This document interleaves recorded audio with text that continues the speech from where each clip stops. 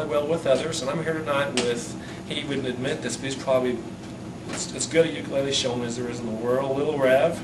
And he's agreed to give us a few minutes to talk about his music. And first, how does a nice young Jewish boy from Wisconsin turn out, in the era of rock and roll, just turn into a musician and become interested in the kind of music you're interested in? Well, growing up with roots music, a lot of old Yiddish stuff and things like that. It took a little while to sink in, but growing up in the 1980s with pop rock and all that kind of stuff, there was always an element of rootedness to it. But most importantly,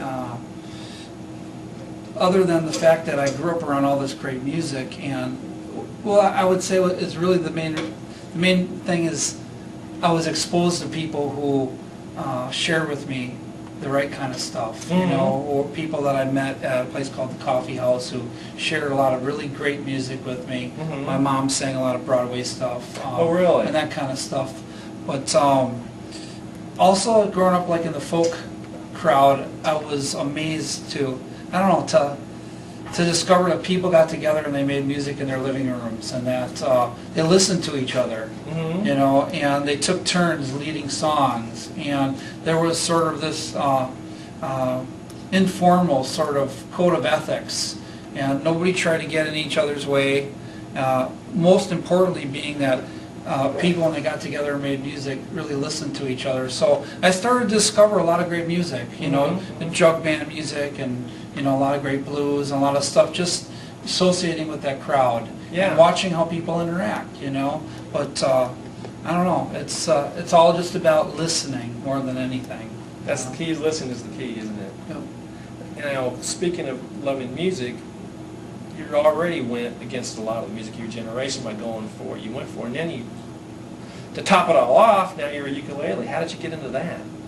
Well, with the ukulele, I was given a ukulele when I was about 25, 26. It was an old beat-up ukulele, and a friend of mine, Frank Kotajarvi, said, if you can fix it, you can have it.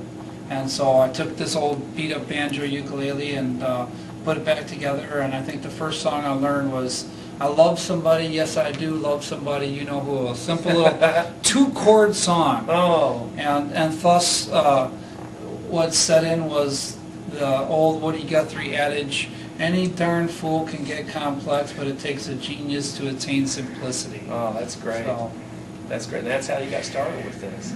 Yep. How did you decide to make a career out of it? Did you really think at the time, well, this is what I'm going to do for a living?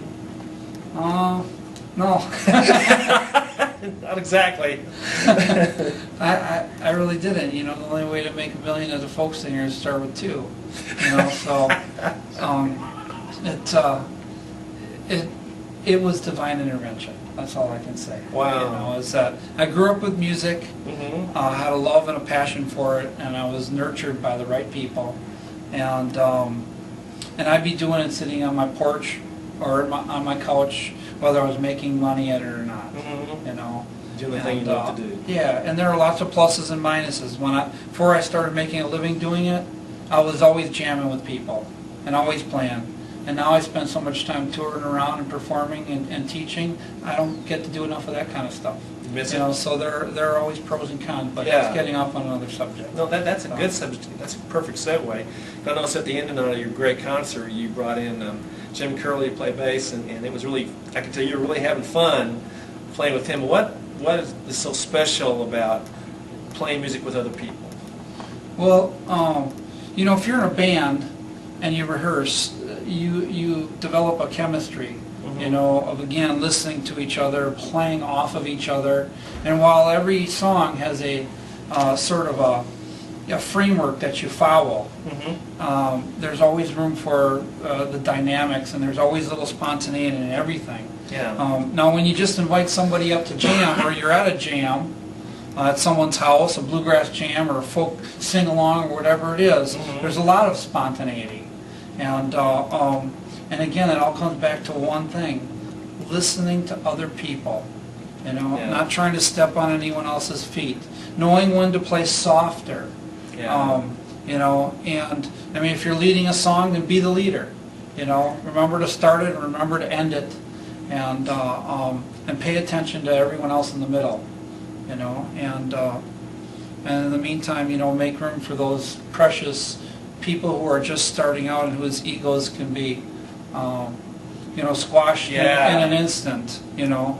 So there's a lot of great dynamics that go into playing with other people, you know. And as far as playing with Jim tonight, there are some people that, you know, just exude the joy of music. And when you find yourself playing with them, then there's nothing better. You know, it's heavenly. It's priceless. Yeah, it was heavenly. And finally, if somebody wants to find out more about you or your schedule or anything else about you, where can they go? Lilrev.com, LILREV.com. That's the place. That's the junction. All right. Well, we appreciate the time. Thank you very much.